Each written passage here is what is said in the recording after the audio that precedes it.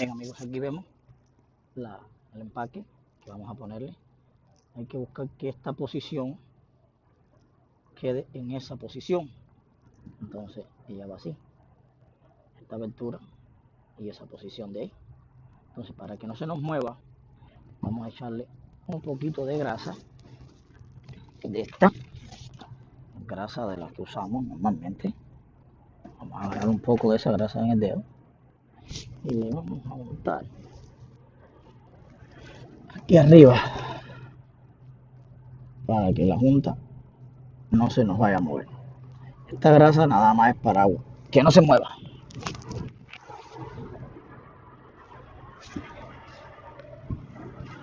Disculpen el video, pero la incomodidad aquí abajo es grande. Si alguien lo va a hacer, les aconsejo que tengan mucha paciencia, porque es bien incómodo el trabajo. Un poco de grasa, mucho cuidado, no se vaya a ensuciar con la suciedad. Y ahí quedó.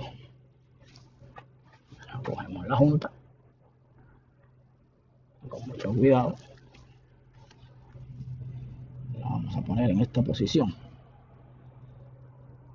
que los huecos vengan con los huecos.